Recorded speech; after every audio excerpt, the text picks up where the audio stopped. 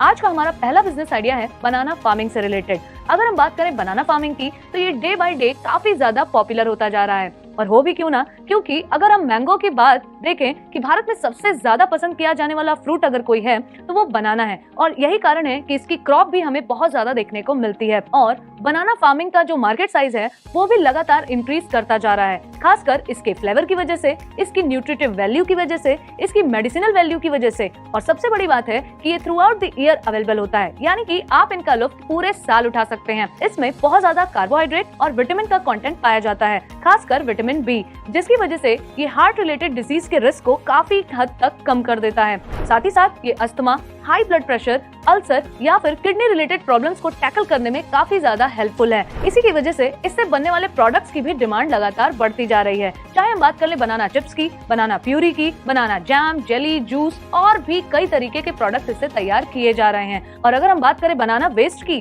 तो इसका भी यूज कई तरीके की रोप या फिर हाई क्वालिटी पेपर्स को बनाने में किया जा रहा है। यही कारण है कि लगातार बनाना फार्मिंग की डिमांड बढ़ती जा रही है। और भारत में महाराष्ट्र, कर्नाटका, गुजरात, आंध्र प्रदेश और असम जैसे जो मेजर स्टेट्स हैं, वहाँ पे बनाना को काफी ज्यादा प्रोड्यूस किया जाता है। यही कारण है कि इसके कल्टीवेशन में लगातार हमें ग्रोथ देखने को मिल रही है। लेकिन इसमें कुछ की स्टेप्स होते हैं जिनको ध्यान में रखना होता है। जैसे कि किसी भी बिजनेस की हम बात कर लें, आपके पास एक सफिशिएंट मनी अमाउंट जरूर होना चाहिए, चाहे वो स्मॉल स्केल फार्मिंग का बिजनेस हो या फिर लार्ज स्केल पर आप फार्मिंग स्टार्ट कर रहे हो। ये पहला स्टेप आपके लिए होता है कि सफिशिएंट मनी का अरेंजमेंट आपको करना होता है, क्योंकि फाइनेंशियल नीड भी यहाँ पे काफी ज्यादा मायने रखती है।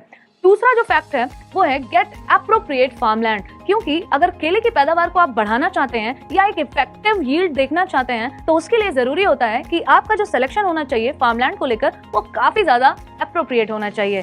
थर्ड नंबर पे बात आती है सॉइल चेक की। जैसे मैंने कहा कि यहाँ पे सॉइल का एक बड़ा रोल होता है। यहाँ पे आपको देखना होगा कि किस तरीके की सॉइल में बनाना की क्रॉप अच्छी होती है। अब आपकी सुविधा के लिए मैं बता दूं कि बनाना कल्टीवेशन के लिए आपको एक रिच लोमी सॉइल की जरूरत होती है, जिसकी पीएच वैल्यू 6 to 7.5 तक होनी चाहिए। और खासकर इसमें जो एडिकेट मात्रा होती है वो नाइट्रोजन, पोटाश, फॉस्फोरस या फिर कई अदर तरीके के जो ऑर्गेनिक कंटेंट्स हैं उनकी जरूरत पड़ती है।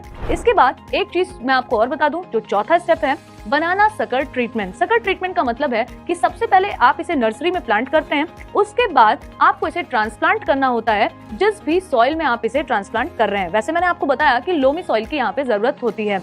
फिर आपको ध्यान रखना होगा कि प्लांटिंग का सीजन क्या है, यानी कि क्या आप करेक्ट सीजन में इसे प्लांट कर रहे हैं। वैसे मैं आपको बता दूं कि सबसे एप्रोप्रिएट सीजन माना जाता है सितंबर टू अक्टूबर के बीच में। फिर आपको पांचवा फैक्टर जो ध्यान रखना है वो है कॉस्ट एंड प्रॉफिट, यानी कि आप कितनी फार्मलैंड का यूज करेंगे तो कितनी कॉस्ट आएगी और फिर उसमें आपको प्रॉफिट कितना मिलने वाला है। तो चलिए जान लेते हैं बनाना फार्मिंग के मार्केट साइज के भी बारे में। अगर मैं बात करूं ग्लोबल मार्केट साइज के बारे में, तो इसे ऑलरेडी 2022 तक वैल्यू किया गया था कि इसका मार्केट साइज 1400 करोड़ तक पहुंच चुका है। और एक्सपेक्ट किया जा रहा है कि इसका CAGR भी 0.68% तक रहने वाला है, यानी कि अगर हम इसे इंडियन रुपीस में वैल्यू करें तो 2028 तक CAGR की वजह से यही मार्केट साइज बढ़कर 1500 करोड़ तक होने वाला है। तो आई थिंक ये बिजनेस आइडिया आपको खासा पसंद आया होगा।